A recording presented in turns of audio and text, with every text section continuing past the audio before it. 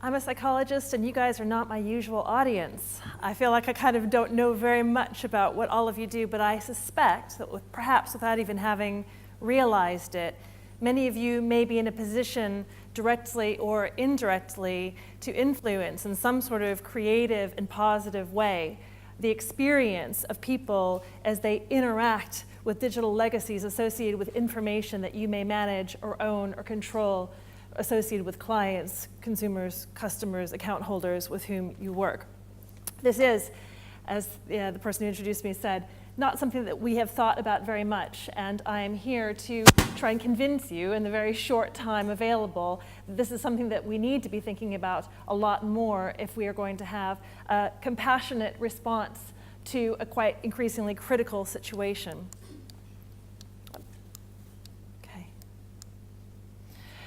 Historically, it was the family that had the most control over over access to the deceased, control over their possessions, their information, and ultimately how they were remembered through managing things like the kind of eulogy and the information that was put out in the world about who the deceased person was. But the social networking era, of course, is the era of the friend, and friends have a lot more influence than they once did. They used to be a marginalized kind of group. They might have that much influence over the data of the deceased, but these days they might have a lot more access to what the dead leave behind than the members of the inner circle family do. But there are two rather unexpected parties that have assumed even more power, I would argue, than friends in terms of how we're remembered in our lives. One is the dead themselves, because we're all writing our autobiographies online. A lot of that information might persist for some time, belying any efforts to whitewash or canonize us after we're gone. The digital legacies are there, can speak for themselves, rendering the dead much more vocal and in some ways powerful in terms of how their own legacies play out in the world than they once were. But of course, the other major player in this, and in the bereavement landscape, is the corporations that manage and control and sometimes own our information, that pull our strings when we're alive, and that continue controlling who can access and who can essentially edit us after we're gone. And so this is an extraordinarily powerful position for which a lot of companies aren't really prepared. Thanks to Freud's rather poorly evidenced, I have to say, ideas about grief, many of you sitting here might assume that coping with loss means letting go and moving on. But it's actually a concept called continuing bonds that's much more representative of how we've operated across cultures and across millennia. And continuing bonds is the idea that although our relationship with the dead might change, it doesn't necessarily end, and that continuing some sort of bond is a normal and adaptive part of the human experience. There are a lot of forms of continuing bonds, and interestingly, throughout history, people have pulled whatever communication technology was going, telegraph, telephone, phonograph, photograph, into service as a way of trying to reach out to and connect to the dead. Nowadays, it's a whole lot easier because the dead live in the tech already. And so it's kind of the sort of place where they reside as it is. So the internet is tailor-made for continuing bonds, thanks to the huge amount of varied, multifaceted data that we leave behind about ourselves. And so oftentimes, the companies that manage our data while we're alive carry on doing so after we're dead, perhaps because they don't realize that we're dead, but also they might do it by default or as a matter of policy, such as the fact that Facebook, by default, memorializes profiles unless they're under strict instructions to do something different. So here's why this is so important. Continuing bonds isn't just about having some sort of connection or access to the data of the dead in this sort of kind of like neutral sort of kind of feeling. It's actually about a sensation of reaching the dead, actually making some sort of connection, which on the face of it at the first sounds a little bit odd, but let's think about this for a minute. Many people report that sending messages on social media after somebody's gone, or via WhatsApp or an SMS or whatever, actually has the sensation that they are getting through to a deceased loved one in a more effective way than anything else, talking to them by the graveside or just talking out loud in the car or thinking their thoughts in their head. That actually sending something out in the ether across the internet feels as though they're getting through. Are they denial? Are they delusional? Are they suffering some sort of mental breakdown? Well, we've become completely accustomed to reaching remote others, even if we get no visual or auditory clues that they're hearing us. And so if that's your entire lived experience, which is essentially the case for my 8-year-old daughter, if she sends out a communication by email to her grandparents across the ocean, she has no doubt whatsoever that it's been nearly instantaneously received. That will be her experience her entire life. If that's how we live every day, why is it so odd that that sensation that we're able to get in touch and that we're heard might continue even after a person is gone? But it's more than that. It's the hyper-personal nature of the digital remains we leave behind. A court in Germany, you might have read, recently ruled in quite a landmark post-mortem privacy case that some bereaved parents could access the Facebook messages of their deceased daughter who'd committed suicide on the railroad tracks because they said they're just like letters. It's just like a box of letters. We should treat these two-way communications the same way we would as physical letters. This is a concept with which I disagree, partly because it's a much more multifaceted, involving other people other than the deceased, a hyper-personal, comprehensive kind of record than a box of physical letters is. Today's online remains are often so vivid and multidimensional and comprehensive that we have 3 kinds of self. We've got physical, we've got mental, and we've got digital. So we don't just leave behind digital footprints, we leave behind digital identities. And those identities can continue to be accessible and impactful in the world. They're the last sort of self to die. And that part of the person might feel like the last bit of the person that's really real in the world. So when you think about the data of the dead online, you might think of the kind of headlines like, dead people on Facebook. But most of the time, we don't even realize it when we're encountering a ghost online, the last book that you bought on Amazon, or the last hotel that you went to because of what you read on TripAdvisor. Those things may have been recommended to you by a dead person. You don't know if they got eaten by a shark off the coast of the hotel just as soon as they wrote the fabulous review. So because of the internet and persistent online data, the ordinary dead are much more influential and vocal in society than they ever were able to be before. And because there aren't any virtual carrion beetles or digital worms traversing the internet, nibbling away all traces of you after you've gone, oftentimes the information that's online that we encounter, it's ambiguous. You don't know whether it's been created by a dead person or a living person. And the deceased digital data are abundant online, increasingly so, making the dead potentially active in their communities. Of course, it's not just an emotional or a sentimental sort of stake that we might have in the deceased's information online, their digitally stored data. That's sort of digital legacy stuff. But of course, there's also digital assets or material that companies might be involved in that involve some sort of material or financial significance for the family or the people involved in that person's estate. And a business might deal more in that latter category. But whatever you're dealing in, we're looking at a really messy and complicated intersection. The highly personal information that I was just talking about that we generate is managed, of course, by various third parties. They've got their own commercial interests and concerns. It's the bottom line, right? They're not there to be humanitarians. They are ultimately to make money. So laws of succession still matter, but they've gotten a lot more complicated because of the nature and existence of digital stuff. Contract law, data protection law, copyright law, intellectual property law, all of this now actually has an impact on people's experience of grief, and sometimes a really big impact, both in the acute stage of grief when people are sort of trying to sort of sort out things and manage things after somebody's gone, and over the longer term as well. And many people might have a stake, people with all sorts of different needs, because grief is very idiosyncratic. And so all of their needs and rights might not be the same. And what we have here, people, is a hot mess. Okay. And why is it such a hot mess? And why do we have such a hard time figuring out what to do about it?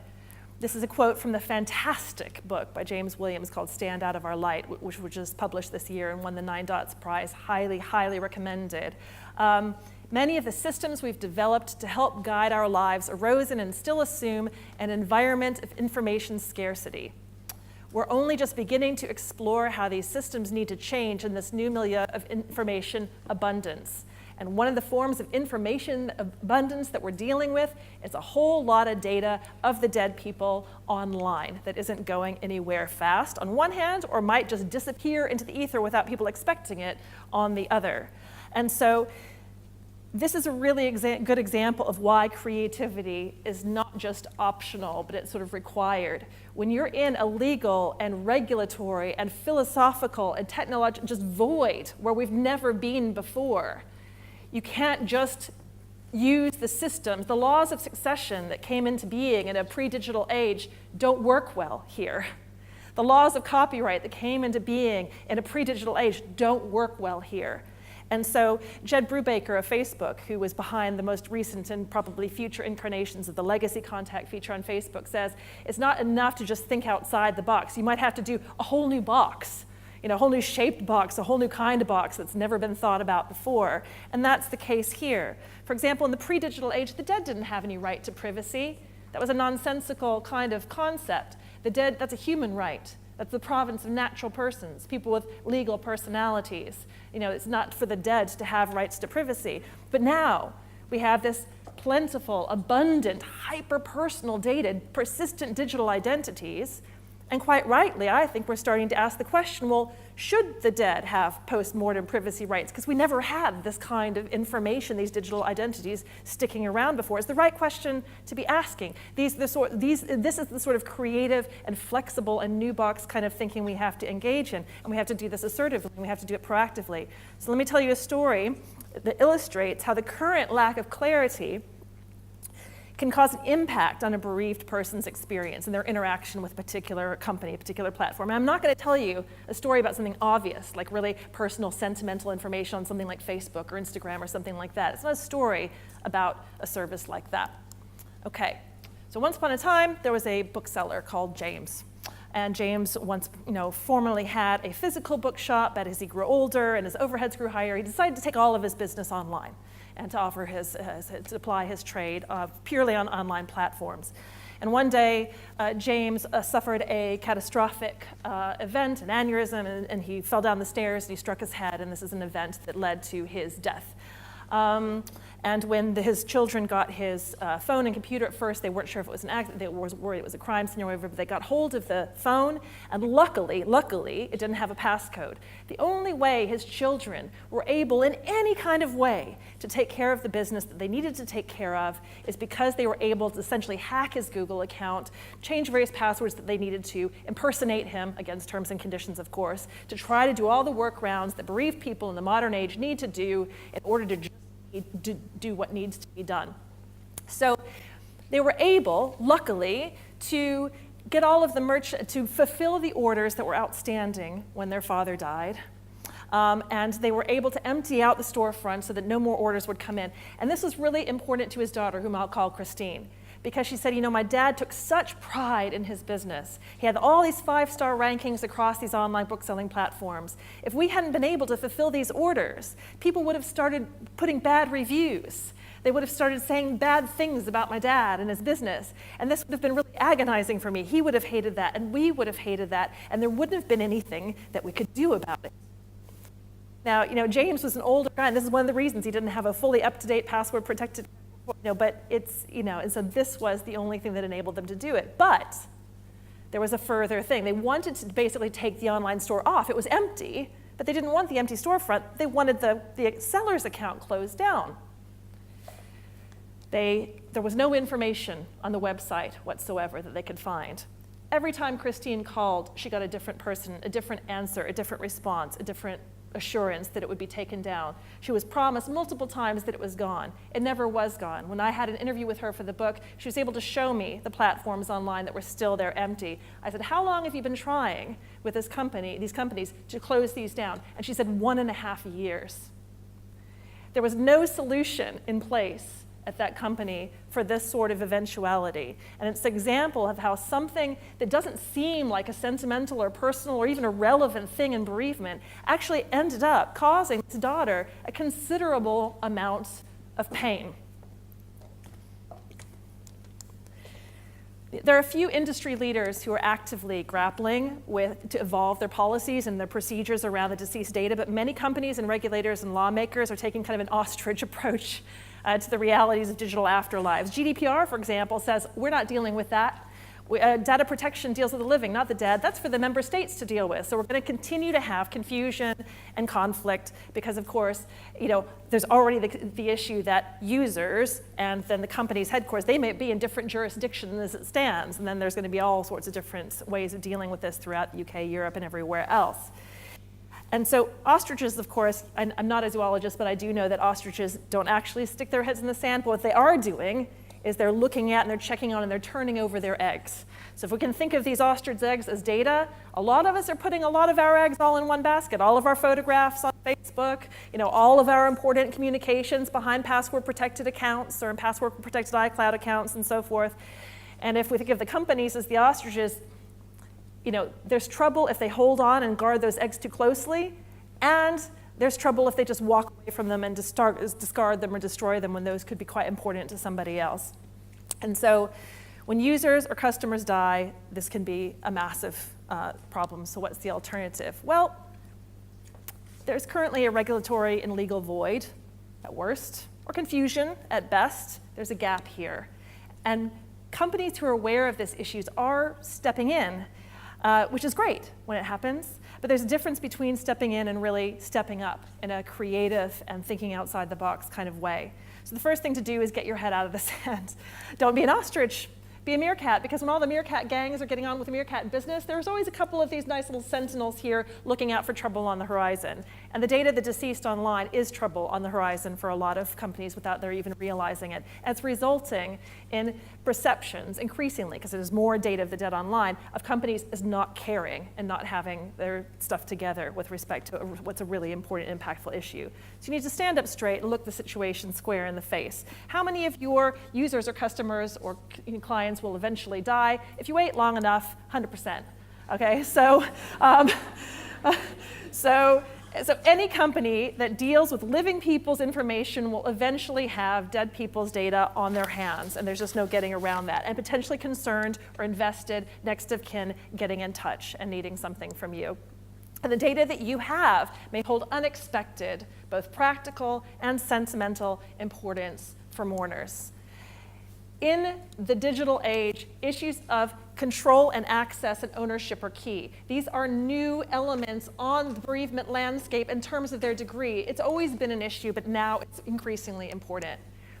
What people need from the places that control these data is clarity.